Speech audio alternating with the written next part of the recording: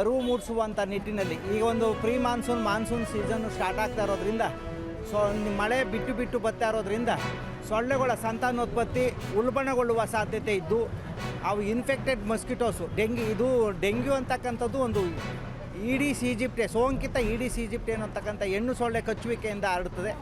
ಇದು ಸಾಮಾನ್ಯವಾಗಿ ನಮ್ಮ ಸುತ್ತಮುತ್ತದ ಪರಿಸರ ಸ್ವಚ್ಛವಾದ ನೀರಿನಲ್ಲಿ ವಾಸ ಮಾಡ್ತದೆ. ಜೊತೆಗೆ ಸ್ವಚ್ಛವಾದ ನೀರಿನಲ್ಲಿ ವಾಸ ಮಾಡಿ ಇದು ಹಗಲೊತ್ತು ಕಚ್ಚುವಂಥ ಸೊಳ್ಳೆ.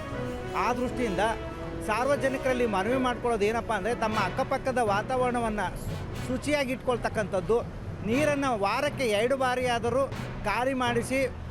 ಖಾಲಿ ಮಾಡಿ ಉಜ್ಜಿ ಒಣಗಿಸಿ ಪಾಚಿ ಕಟ್ಟದಂತೆ ತೊಳೆದು ಮುಚ್ಚಿಡಬೇಕು. ಮತ್ತು ಘನತ್ಯಾಜ್ಯ ವಸ್ತುಗಳ ಸೂಕ್ತ ವಿಲೇವಾರಿ ಆಗಬೇಕು. ಸಹ ನಾವು ಆರೋಗ್ಯದ ಅರಿವನ್ನು ಮೂಡಿಸುತ್ತಿದ್ದೇವೆ. ಮುಖ್ಯವಾಗಿ ಡೆಂಗ್ಯೂ ಯಾವ ರೀತಿ ಹರಡುತ್ತದೆ, ಏನು ಅವರು ಯಾವ ರೀತಿ ಮನೆಯ ಸುತ್ತಮುತ್ತ ಸ್ವಚ್ಛತೆಗೊಳಿಸಿಕೊಳ್ಳಬೇಕು. ಯಾಕೆ ಅಂದರೆ ಪ್ರತಿಯೊಬ್ಬರು ತಿಳ್ಕೊಳ್ಳೋದೇನಂತ ಹೇಳಿದ್ರೆ ಅದು ಯಾವ ರೀತಿ ಹುಟ್ಟುತ್ತದೆ ಅನ್ನೋದು ತಿಳ್ಕೊಂಡಿರಲ್ಲ. ನಿಂತ ನೀರಲ್ಲಿ ಸ್ವಚ್ಛ ನೀರಲ್ಲಿ ಮಾತ್ರ ಈ ಒಂದು ಡೆಂಗ್ಯೂ ಸೊಳ್ಳೆ ಹುಟ್ಟುವಂಥದ್ದು, ಅದರಿಂದ ಡೆಂಗ್ಯೂ ಕಾಯಿಲೆ ಹರಡುವಂಥದ್ದು.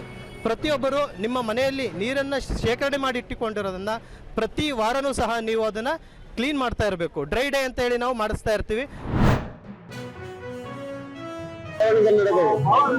ಅದು ಪಾಕಿಸ್ತಾನ